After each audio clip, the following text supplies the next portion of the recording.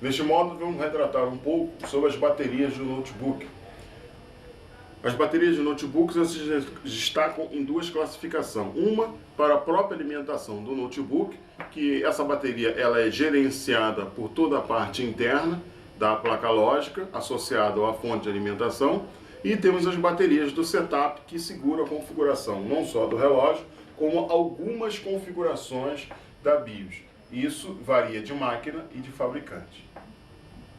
As baterias de setup variam de formato, de tamanho e às vezes de composição. Algumas baterias dessas podem ser não só uma única bateria, mas sim bancos montados com base em baterias de CR2032, CR2016 ou CR1220 ou 1225. Essas baterias, de um modo geral, sempre giram em torno de 3 volts. Ressalto alguns notes antigos que têm bateria de 6,8 ou 7,2. Essas baterias podem ter vários formatos. As baterias conhecidas por nós, que são as CR2032, ou podem ter até um pouco mais fina, que são as CR2016, ou a classificação CR20 e a segunda casa decimal quer dizer a espessura da bateria. Quanto mais finas, menos corrente ela tem. Quanto menos corrente, menos tempo de durabilidade ela tem. Posso ter também, na maioria dos notebooks, também a CR1220. É muito encontrado nas máquinas da Compaq. É também mesma classificação. A classificação CR12 é o tipo de bateria. E a classificação 20 quer dizer a espessura da bateria, que quer dizer a quantidade de corrente suficiente que ela tem ou a durabilidade desta mesma. Eu posso ter também bancos montados, ou seja, baterias ligadas em série. Esse nosso exemplo são as baterias CR1220 ligadas em série, presas um cabo no seu banco, onde o fio vermelho é o positivo, o fio preto é o negativo, que vai encaixar num ponto específico da placa lógica. Eu tenho também a mesma bateria, CR1220, porém soldada no seu corpo, 2 lâminas, e colocado nela um cabo colorido, né, de polaridade, vermelho e preto, que também vai ser associado a um ponto da placa lógica. E tenho também a bateria CR2016, também com extremidades soldadas no seu corpo, positivos e negativos. Este cabo vai ser colocado direto num ponto na placa lógica. Esse formato de bateria varia de modelo, de fabricante, não tem um padrão específico. Eu posso também, às vezes, encontrar também esses tipos de baterias com apenas 2 pinos soldados no corpo delas, soldados diretos em determinados pontos na placa lógica, como fosse um componente qualquer. Isso varia de fabricante para fabricante. Uma coisa que fica bem claro, mesmo que as baterias obedeçam ter um rabicho ou apenas sejam soldadas através de pequenas fissuras direto na placa lógica, elas não vão deixar de ser as mesmas baterias CR2032, CR2016, CR1220 ou 1225. Isso pouco interessa. O importante é que as baterias eu posso substituir a bateria original, no caso que ela seja da mesma dimensão da CR1220, soldar em suas extremidades 2 fios e soldar direto na placa lógica, que terá a mesma função da bateria original. Por que este motivo? Porque as baterias originais têm um custo muito alto e de difícil aquisição. E as baterias que nós encontramos, que na maioria das vezes são baterias usadas também para relógios e brinquedos eletrônicos, nós podemos fazer esses bancos ou colocá-las direto na placa lógica associados dessa adaptação, que terá a mesma funcionalidade. Temos aqui 2 exemplos de placas da Compaq, onde essas baterias de setup estão associadas ao soquete. Como, por exemplo, temos esse soquete que é muito encontrado em desktop, que usando a bateria CR2032. E temos esse outro soquete, também encontrado em alguns desktops, usando a bateria CR1220. Todas essas máquinas são máquinas da Compaq, mas isso independente do tipo de fabricante, podem ter soquete ou não. A próxima bateria que temos agora é a bateria de sistema, ou a bateria que mantém o notebook na sua condição portátil. Essa bateria varia de formato, de tamanhos, enfim. Em alguns casos, elas ficam, na maioria dos casos que as máquinas encontram hoje em dia, normalmente elas ficam na parte de baixo da máquina, tá? possuem pequenas travas para evitar as suas saídas, tá? E sempre no corpo da máquina sempre vem o desenho de uma pilha, indicando que essa trava, ou a trava, ou duas travas, de modo geral, pertencem à bateria para que possa ser destravada. Essas baterias, de um modo geral, elas contêm umas polaridades, tá?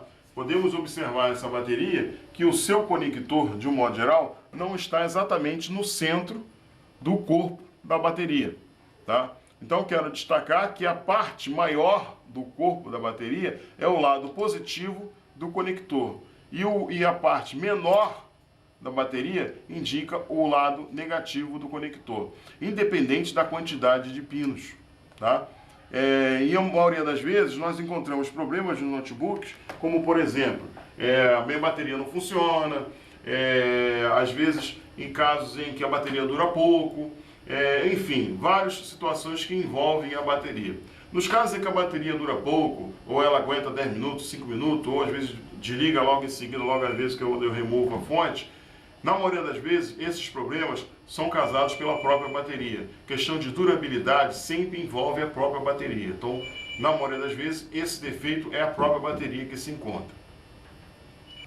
Para que possamos ter um bom diagnóstico, para saber se o problema está na bateria ou se está proveniente da própria máquina, usaremos um multímetro para detectar determinadas tensões que devem estar presentes no conector da máquina, ou que esse conector é proveniente da placa lógica, tá? E nesse conector tem que estar presente determinadas tensões que são o próprio circuito da placa lógica que manda para a bateria e tem tensões que vêm da bateria para a placa lógica.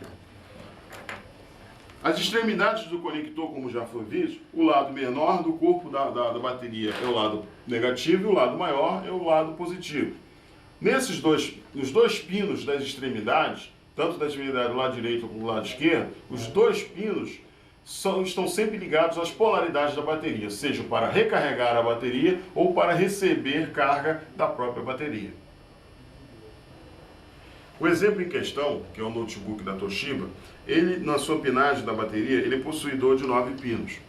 Então, como por exemplo, os dois pinos das laterais do conector, como esse, são as cargas positivas e as cargas negativas, que vêm da bateria ou o notebook recarrega a bateria e assim vice-versa. Os pinos centrais, eles se dividem em terra da bateria, start, clock e dados. Ou seja, o clock e o dados fazem a comunicação das informações que, consequentemente, nossa característica da bateria se torna inteligente. É o processo por onde a bateria interage com o carregador, fazendo com que ela precise de carga ou não. O start é justamente quando a bateria solicita que ela está em stand-by, ou seja, aguardando para ser usada. E o terra da bateria é apenas um referencial para sincronizar com o terra do notebook. Então, por exemplo, as tensões de start, clock e dados sempre estarão variando entre em torno de 3,3 volts. E as tensões positivas da bateria, as positivas e negativas, estarão variando entre 5 a 14 volts, dependendo do tipo da bateria.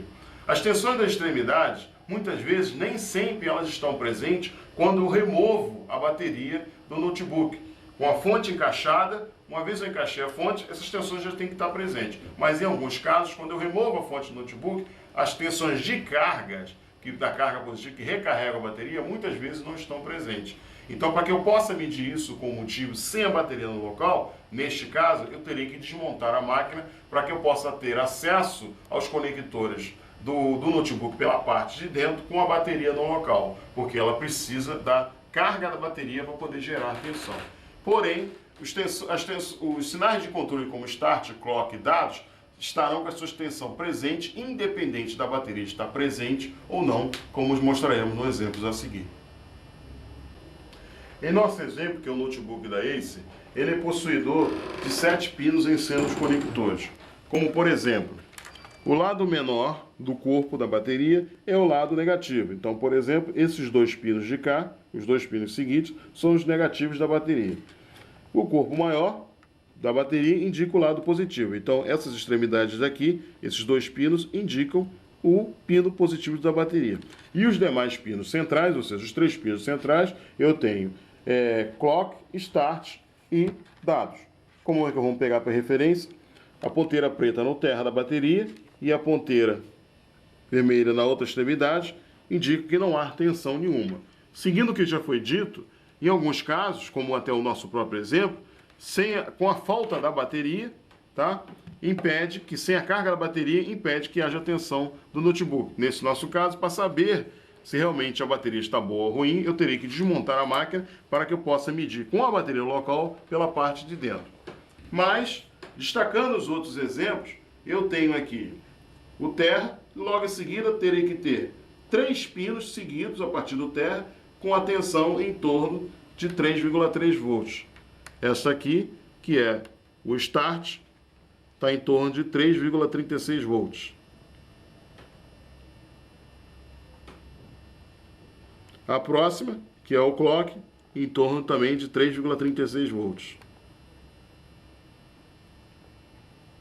A próxima, que é os dados, estão em torno de 3,36, 35 volts.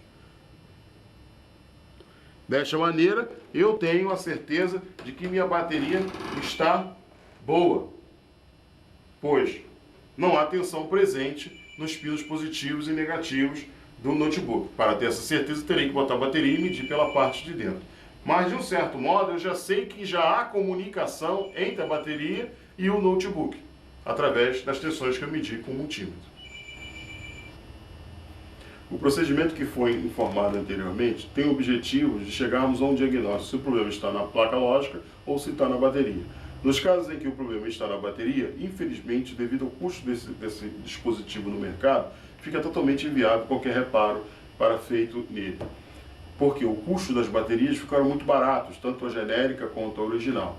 Então, sendo assim, será necessária a troca da mesma. Mas nos casos em que chegamos ao diagnóstico que o problema está na placa lógica, deveremos fazer um reparo na parte da fonte interna, na placa lógica, ou substituirmos a mesma.